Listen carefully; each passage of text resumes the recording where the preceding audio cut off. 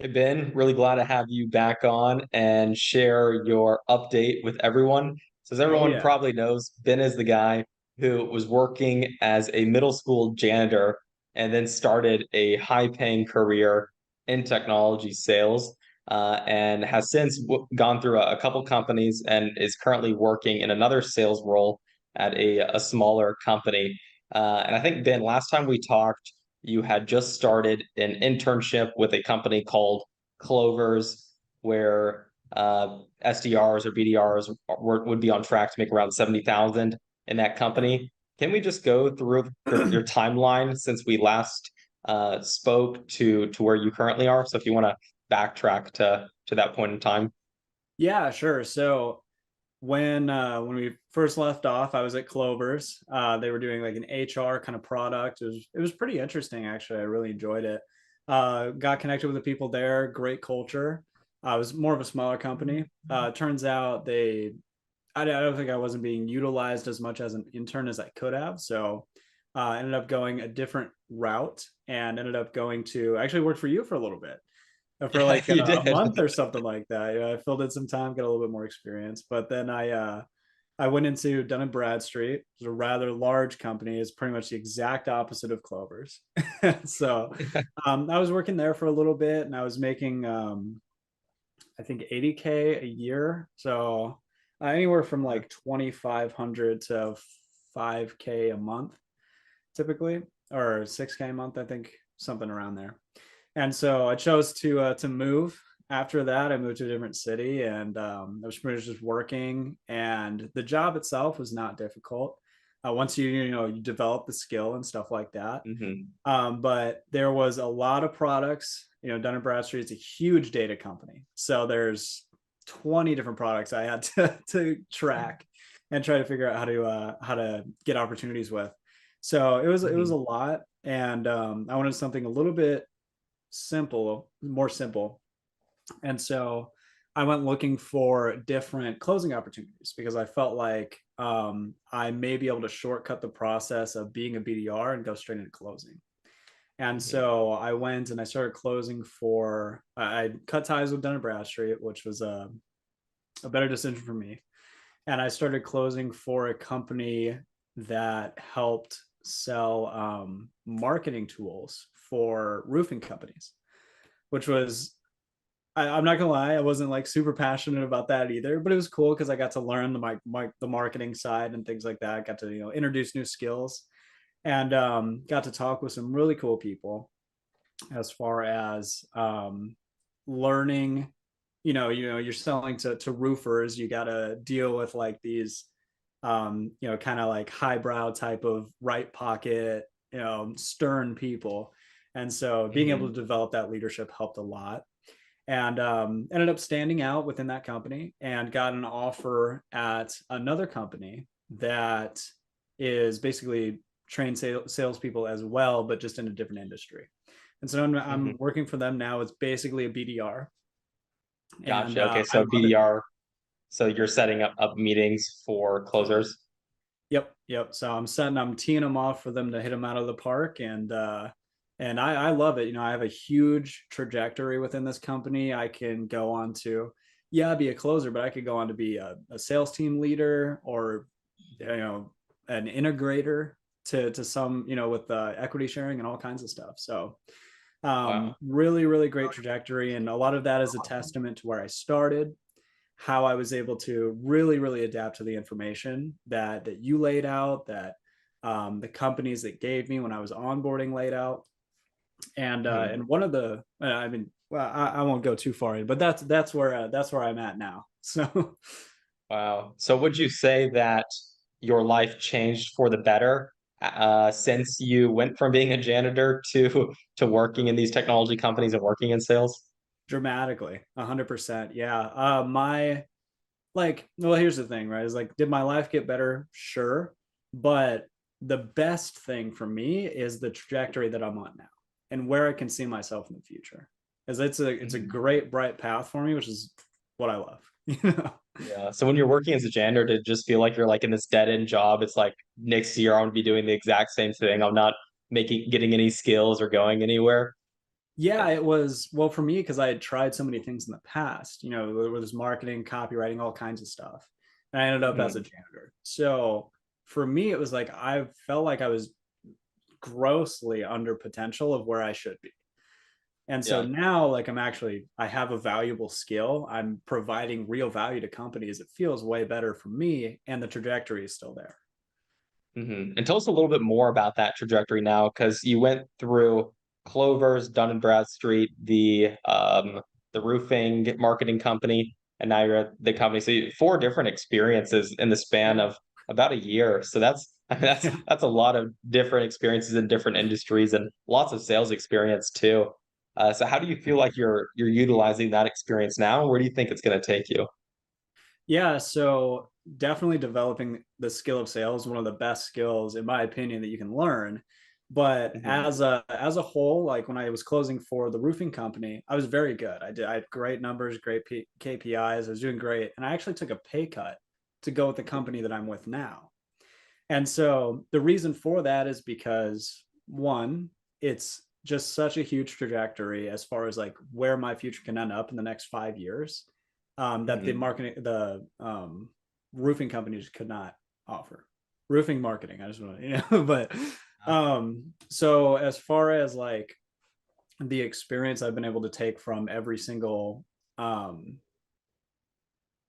company I've been with this past year has just been completely different and has just helped my growth for sure. But yeah, I mean, one of the most valuable things that I've learned throughout the whole process is just pipeline management. You know? That's it. If you can get that down, that's going to take you really far. So, Wow. So how much do you feel like you've learned in the past year compared to previous years? it's interesting. I'm actually at a point now within this year where like I'm actually starting to slow down a little bit.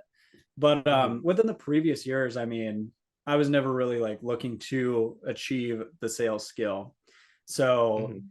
as far as like, I have a personal value that I always want to be learning things. When it comes to sales in general, I mean, I didn't know anything besides like how to win friends and influence people. I read that before. That's the only Yeah. thing. But from learning from your course and then going and working at three different, drastically different companies, I've Yeah. invested in some other sales training since then, and I've just been progressively getting better. People look at growth almost as exponential, but Hmm. for me, it was almost like the opposite. Whereas, like, I got really, really, really good, and now it's starting to kind of taper off. It's kind of harder to have as much progress as I used to have, but we're still trucking along, trying to get as much experience as possible. For sure. I remember I felt that because I started my career as a sales development rep at 18, right? And that Yeah, trajectory for learning was like, I mean, it's straight up. yeah, And then I became an account executive, and it's like from there, it's like starting from scratch, because I don't know anything straight up. yeah, But then after I was doing pretty well as an account executive, it's like I'm not learning much anymore. I kind of got this down. And I was like, I need to start my own business so I can keep learning. yeah. Right. You just got to keep learning. That's what it feels like. It's like it's so fun to just keep progressing at the rate that you're progressing at. And then when it slows down, you're like, I mean, it's almost why I looked at getting into a different industry. It's just because I like not to say that I knew everything in tech sales, but it was just like I want something to have that explosion of growth again. For sure. Yeah. I mean, and you took a pay cut, which is pretty interesting. So you must really like the company that you're currently working with now, or at I least do. assumed you would like it when you decided to make the move. No, 100%. It's got the most incredible culture I've ever been a part of. Like all of my coworkers are like friends I take bullets for. The Hmm. product we sell really helps people, and I'm just very passionate about it, which is really cool to say because I mean, if you can speak on something with passion, it's going to take you a lot farther than just trying to BS your way through something trying to make a sale. You know what I mean? And I And think there's a passion lot can of be people that fabricated too. Gotcha. And there's a lot of people that would say, okay, maybe you don't go to college and you go through this course careers thing. You can get lucky and land your first position, but you're not going to be able to get other positions. You're not going to be able to get lucky again, and you're not going to be able to get promoted. What would you say to those people since you have been through all these positions so quickly? Yeah, so as far as that goes, one of the most important parts I think people may not realize yet is really when you put all of this effort into practicing the skill of sales, you should put equally as effort into interviewing for the roles. Because if you can, I've been in interviews now where like because of all the practice we did in your course, and not to mention the sales skills that we learned to help us in the interview process, I can go into interviews with like if I've been in group interviews, right? It's not I'm like so far above everybody else because I just know all the answers. I know what to ask them. It's a lot. I mean, that's probably one of the biggest keys. If you're worried about not being able to get a position, do interview prep as much as you possibly can, and you will just make it. You have to make it unreasonable for them to not hire you. Yeah. I mean, what was your offer rate when you were interviewing? It was you had 100% offer rate with like because you only interviewed with two companies, you got two job offers, Clovers and Dun and Bradstreet, right? Yep. Mm-hmm. Yeah. And so let's say you say, screw this company, I want to go into a tech sales SDR position. What do you think your offer rate would be? Let's say if you interview with 10 companies, how many offers do you think you could secure? I'm going to be a little bit bodacious here and say about 100% because that's I have had 4 positions the past year, but I've interviewed for about 12 and I've gotten offers on every single one. Every single interview you've Everyone. been on, you got an offer. Yeah. People And you, underestimate how good being good at interviewing is. especially for sales. I mean, if you can Yeah. interview well, I mean, sales and interviewing are essentially the same thing. Go You're hand in hand. Yeah. closing the deal with yourself, you're closing the deal for a product. So 100%. Yeah. yeah, yeah. I mean, for all the people listening to this, because we've actually had people complain that they're like, I have like a master's degrees, and I've interviewed with so many companies, they just won't make me an offer. I'm like, look, companies don't care about your degree. They don't care about your previous work experience. Like people say, I've had previous sales experience, so I'm still interviewing with companies and I'm not getting offers. They don't give a shit about your previous sales experience. They care if you're a really good interviewer, which means you're going to be really good at sales.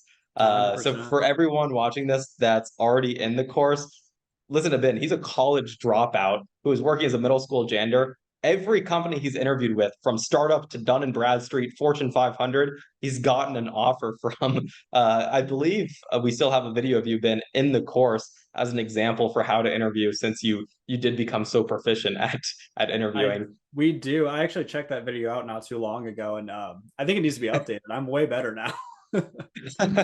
Yeah, so even back then, it's like when you're just interviewing with companies, you were still extremely proficient, but it's a learned skill. I mean, were you always proficient with interviewing? Not at all. And where I'm at in that video on your course was only like 2 weeks of practice. Something like that. Yeah, you went from like 0 to 100 in 2 weeks. Yeah. So, I mean, you can get very proficient at the skill where like most people are at like a level 2 or 3. You can get to level 10 in just a couple of weeks and you're already outshining everybody else. For And so, and sure. all it is just researching companies and looking up videos on good questions to ask, what questions to be ready for, preparing your answers. It's not even that hard, you know? Yeah. Yeah. I mean, interviewing, it's more than just for sales roles too. I mean, right now we're hiring like software developers, product managers. I mean, all these pretty high paying roles. And how well someone interviews is still a pretty decent reflection of how well they're going to do in the role. How well do they communicate? How curious are they? I mean, these things are important and the interview is a good signal for that. So if you're really good at showing all the right signals in the interview, then you're going to get offers left and right for all types of roles, not just sales roles. But for sales roles, it's particularly important that you interview well, since it is a direct reflection of how good you're going to be as an SDR. Absolutely. And Ben, would you have any advice for someone who's currently on the fence about enrolling in course careers? So they're probably watching this to give you some context, thinking like, okay, I've been watching all these course careers testimonies, people who landed jobs, but what is it actually like in the role? I mean, can you give us a quick day in the life? Like, what does a day in life of Ben look like now? Are you going to the office? What do you do every day? Well, I'm totally remote, so this is my office here. And yeah, so when I was working at so me personally, like I really like the vocal and the verbal communication part of sales. Mhm.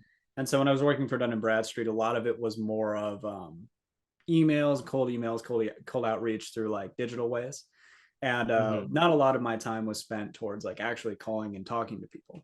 And so it was about 2 hours a day. So now in my current position, basically we have a whole bunch of leads that we have that we're able to reach out to. and I'll go through and like I'll leverage different areas within the tech stack to help me get a better edge one day or not, which is a little bit more in depth. But realistically, like, I have some people that book on my calendar that I can reach out to. I have some people that are just a list that I can reach out to, and I just call people and I just talk to them and see if we might be able to help them. And if we can, great, let's send you on. And if we can't, that's okay. Mhm. And then also just like, well, one of my favorite parts about the company I work with now is that we have constant learning and improvement within the team. And so every morning, once or twice a day, we'll hop on for 30 minutes and do some trainings and stuff like that. I don't remember where I heard it, but if you're using an axe every day, you might as well sharpen it in the morning. you know, Yeah. so it's helped out a lot. But for me, I mean, I'm in a really great place now. I'm talking to people constantly. Obviously, if you're a closer, you're going to be talking to people a lot more than as an Yeah. SDR. But and that is in my future. But that's pretty much the day Mhm. of the life is just calling people and talking to them. Yeah, that doesn't sound too bad. I know some people are like deathly afraid. They're like, "Oh, sales, you're gonna have to make cold calls," which you are. But I mean, do you enjoy your job then? Yeah, no, I actually love cold calls. So a lot of people do end up being on that spectrum of like, I'm okay with the emails and the text messages or whatever, or the LinkedIn messages, but I just don't want to call people. I was the other end of the spectrum. I loved calling people. I wanted to talk to people, but I didn't really want to like formulate an email. And so eventually I got really good at both. And for me, see, I to speak on like getting over your fear of cold calling people, I might not be the best person just because I never had that fear. But when it comes to Mhm. emails, like I never really feared emails. I just hated doing them. For me, what helped Yeah. me is just creating a huge like Word document of different syntaxes and templates that I can go to, and organizing them in a way that's very easy to pull from and things like that. Which Mhm. you wish you had day one, but it is something you have to build. And once you do build it, you're like, I got this figured out. Yeah, I mean, once you start working the role, you develop processes for yourself to make yourself more efficient. And the really good thing about sales too, since it is like purely results oriented, if you're just really good at your job and deliver a lot of results, I mean, I just talked with one of our previous students. He's at like 300% of their quota, and he's like the Nice. most relaxed he could ever. And 300% for the quarter too. It's like the most relaxed he could ever be because like, oh yeah, I mean, I could probably just stop working for the rest of the week and no one's gonna say a thing, which Yeah, is actually true in sales. Uh, 100%. so yeah, I mean, being quota carrying, being results oriented, it could be a really good thing because it is absolutely no stress after you've hit your quota, and you start making a lot of money after you go past your quota. So you're not limited by anything. So for everyone watching that, it's like I don't want to cold call. I don't want to be on a results oriented payment plan. It's like no, the results oriented could be a very positive thing. As an entrepreneur, I'm purely paid based on results, and it's been working out Right. extremely well for me. So 100%. sales is probably as close to entrepreneurship as you can get. Would you say Oh that, yeah, Ben? I would agree. 100%. And Mhm. for me, like from what I've been able to see, sales is probably the best way to get into entrepreneurship just because it has such a clear cut path to leadership and how to lead and build a team and build a product and things like that. And so, Mhm.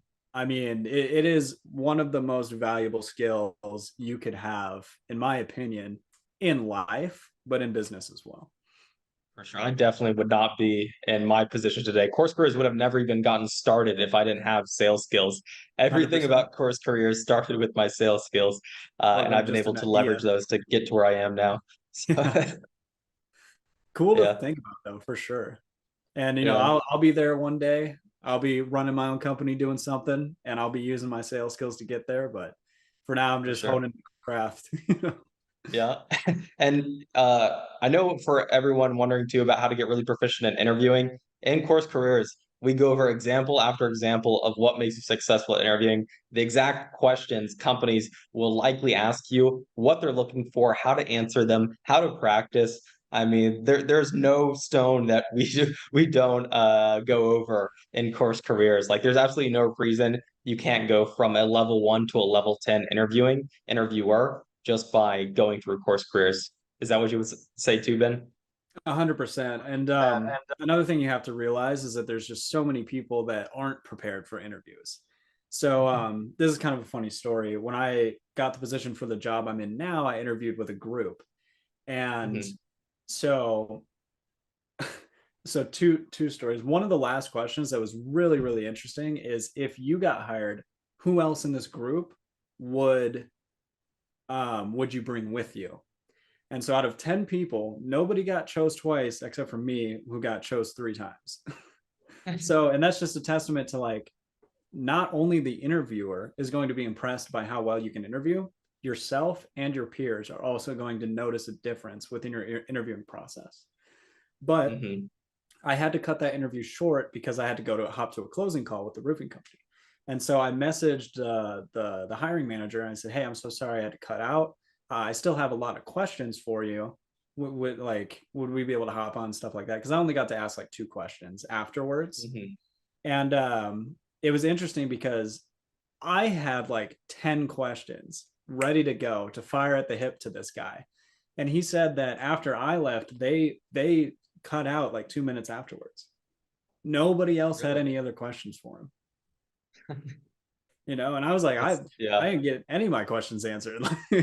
So be Yeah, curious about the company that you're with. Like, really do come in with a lot of questions, and it'll, people get to talk about what they want, which is where they work, which has to do with themselves, and how to win friends and influence people. That's the greatest thing for people to talk about. So always have questions. for sure. Right now, we're interviewing senior software architects, and if they don't ask me good, interesting questions about or curious questions about course careers, I'm not going to move them forward in the interview process. That just tells me they don't care that much. They don't care about our industry, about our product, about our customers. So it's like they're probably not going to care that much when they're working here either. So Yeah. in companies, definitely hiring managers, they notice that you have to bring in some really good detailed questions that show you're really interested, really curious, and you did your homework. And if you do that, then like Ben said, like you're going to stand out like a sore thumb. Because even if a company, let's say they get 500 job applicants, right, for a fully remote position, they might choose to interview, say, 20 people. And that's mostly based on how well you set up your like LinkedIn profile, resume, and do interview outreach. Like you can pretty much guarantee to get an interview with any company you want. It's what we teach in course careers. It's pretty much guaranteed. Any company you want to interview with, you can get an interview with them. And then when you're in the interview, like you could pretty well be certain if it's an entry level position, 95% of those people are going to bomb the interview. They don't have any good questions. They don't know how to do the job. So it's like if you actually do some prep work, you're going to be 10x better than the second best person for the role, which is why Ben, as a college dropout who was working as a college janitor or as a middle school janitor, was able to secure job offers 100% of the time with 12 different tech companies, including Dun and Bradstreet and tech startups. And I mean, all different types of companies. Yeah, 100%. I mean, it is a true testament to just how powerful being good at interviews is, and being able to merge that so beautifully within the sales skill that you're learning is just, it 10x is what you're able to pull off inside of an interview. It's really cool. For sure. And is there any single piece of advice that you'd like to give to someone who still hasn't enrolled in course careers, but they're thinking about it and they want to change their life for the better? I would say, realistically, um, if you do invest into course careers, and or even if you're on the fence, just you need to really look at it as in a skill that you are developing that nobody can take away from you. Like, I know that if I lost my job right now, I have the sales skills and the interviewing skills to go out and get a job tomorrow or within a week. And nobody can take that away from me. The only way they can take it away from me is if they like cut my jaw off. And even then I'll be here with my body language. So just think of it as an investment into something that you'll never lose. As long as you come in and you actually learn the skill, you're not going to lose. Yeah. Yeah. I mean, there's no more security than knowing that it doesn't matter what happens in my current job. I could immediately get another job, probably a better job, within a week. Yeah, that's the true the true level of freedom there and job security is just knowing that I don't need to rely on the company to succeed because I can already succeed myself. Exactly. Well, thanks for sharing the update, Ben. This has been extremely helpful, and I know students love hearing these stories. And just thanks again for doing this. 100%. Loved it.